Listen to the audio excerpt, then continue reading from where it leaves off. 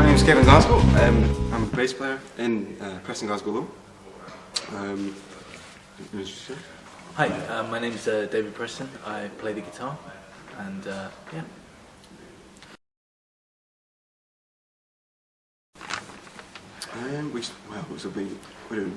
It's a bunch of years ago now, probably.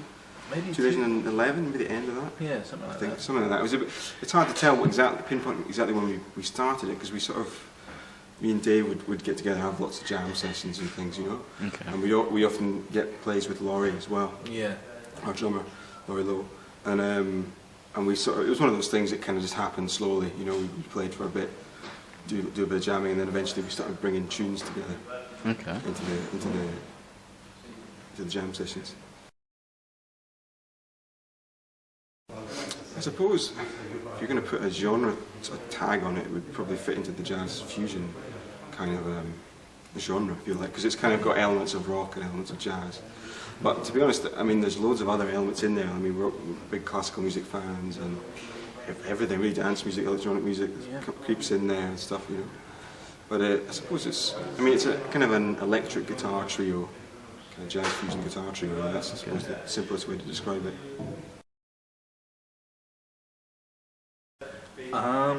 Well, I guess mutually a big one for me and Kevin is Alan Holdsworth, Yeah, and you know, not just his playing, his compositions as well.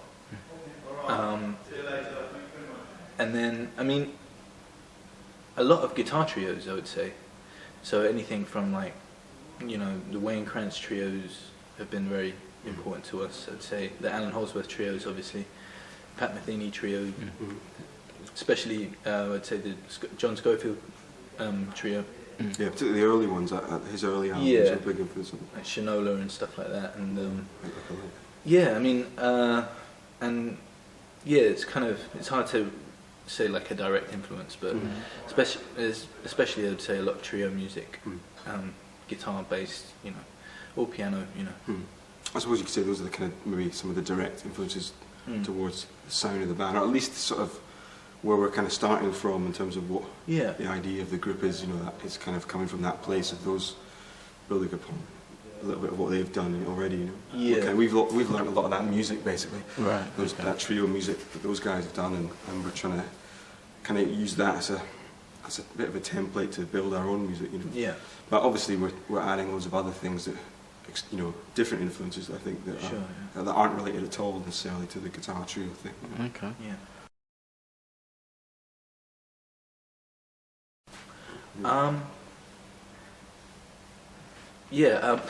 Well, it's kind of a weird story. I was at a friend's house, an old school friend who now actually I'm going to be best man at his wedding, at a party, and yeah, he had In a Silent Way, Miles Davis, and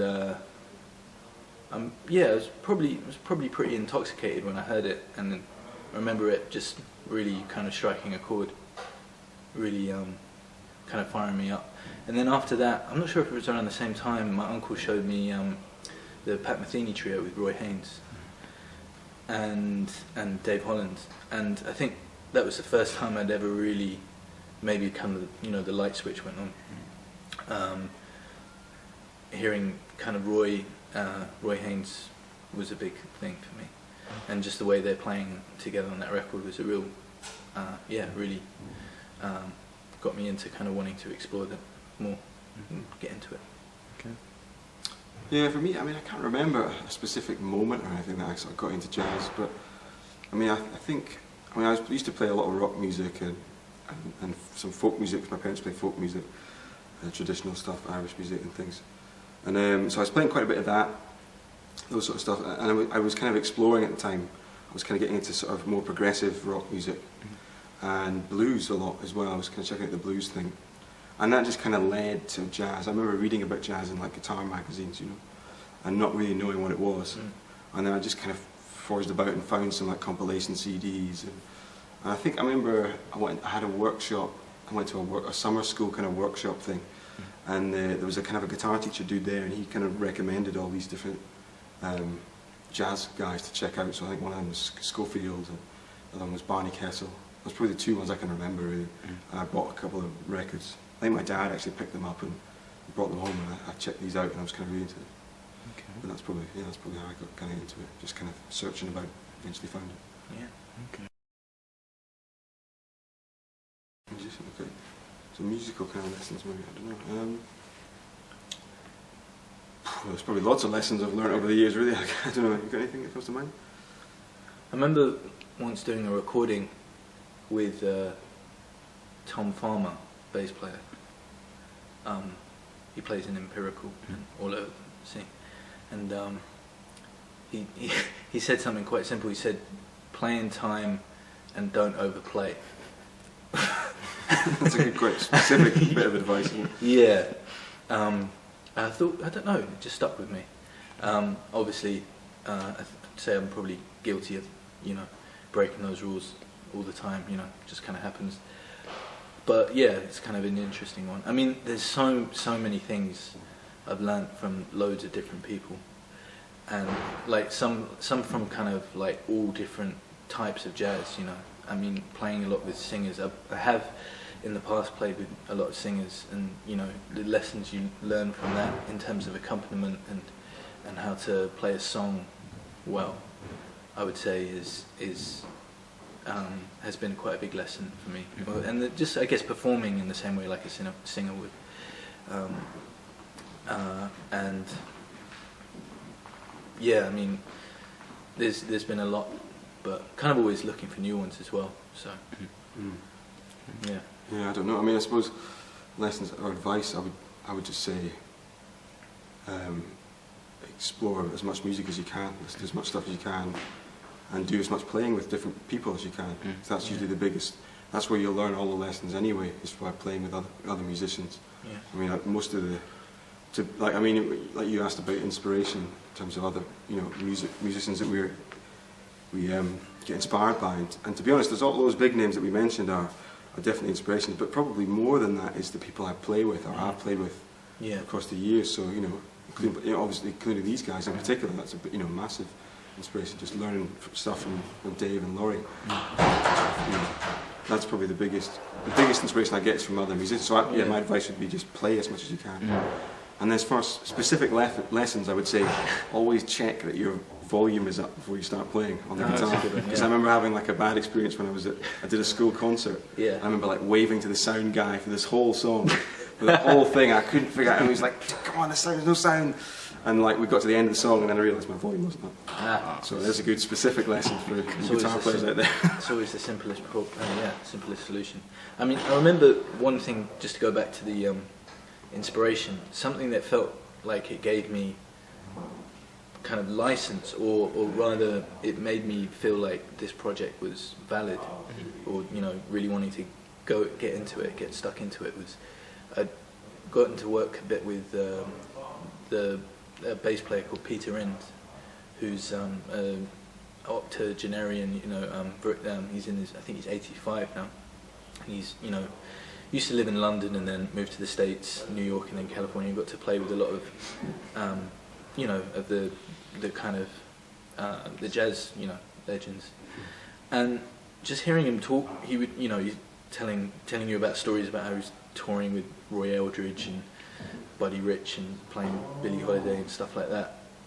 And it kind of made me realise that there's no way I could get into that scene anymore, or because I think as a jazz musician, you grow up really wanting to get into that kind of thing and investigating that music as deeply, as thoroughly as possible. It made me realise I couldn't really do that. It's gone. It's the time that's finished. So it kind of made me think, well, what can I do now? And that was pretty much just trying to throw myself more into like trying to do music that's of this time, this generation, this and going back to what Kevin was saying about playing with the people that are of this this era. That's kind of where I think I would like to focus most of my time.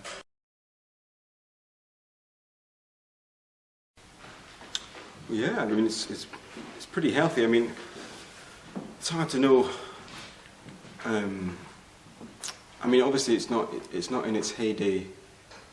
I mean, it's not got the same audience as it once had back in the day. In the 50s and the 40s, obviously it was a much more kind of mainstream popular music.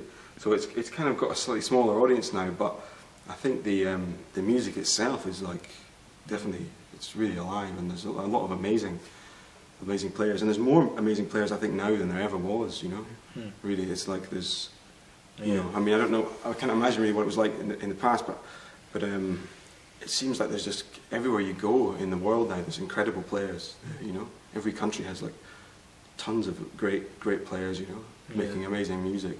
And there's like, you know, all sorts of different kinds of fusion happening between all the different, you know, world musics and popular musics and jazz. So I think it's kind of got, it's really healthy at the moment, the jazz scene.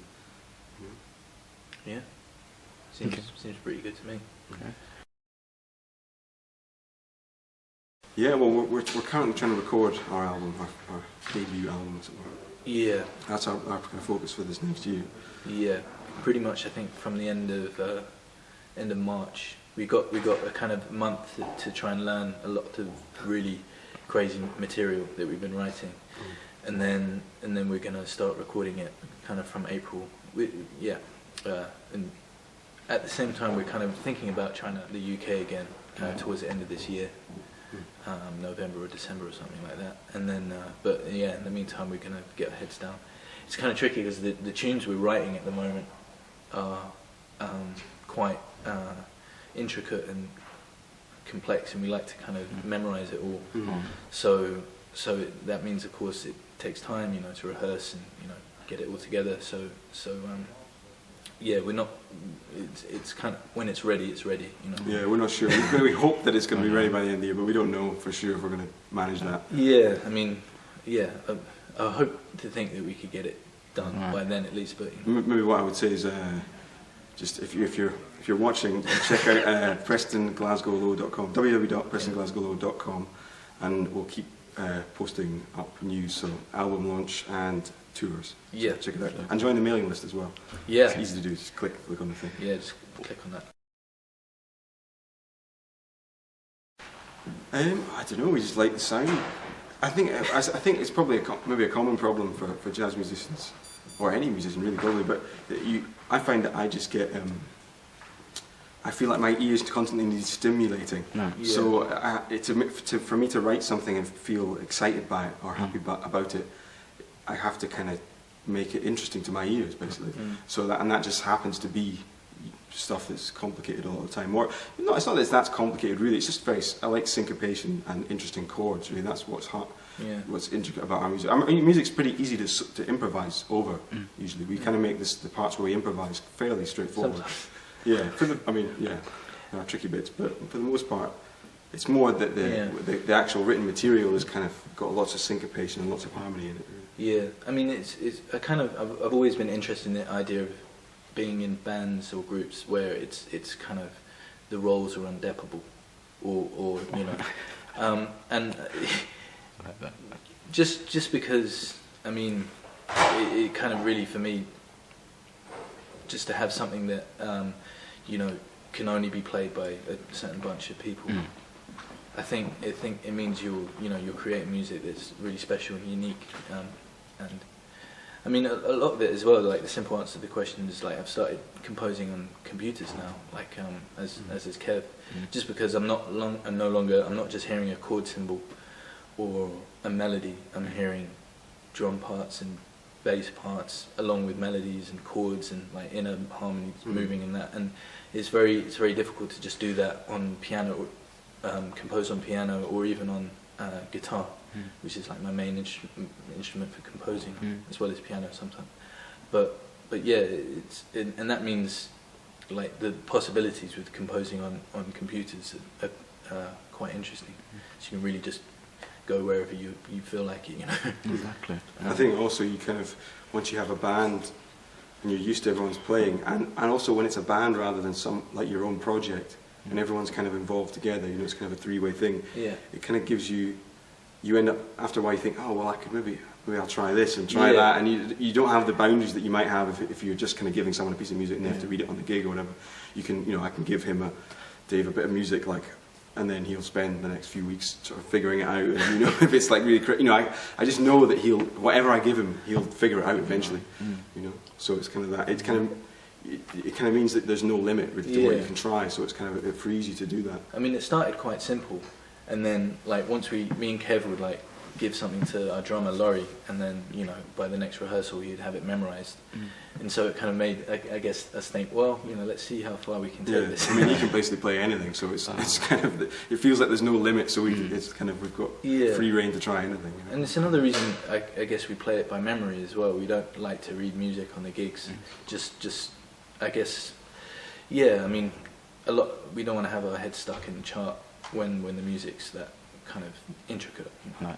It's good to have it in the old noggin for that. And just kind of want to see how far we can take it, which of course you'll hear on our record what we're coming up with. Keep plugging. Keep plugging. All right, guys. Thank you. Thank you. 3. Hello, we are Preston-Glasgow-Lowe, and you're watching Leicester Jazz House TV.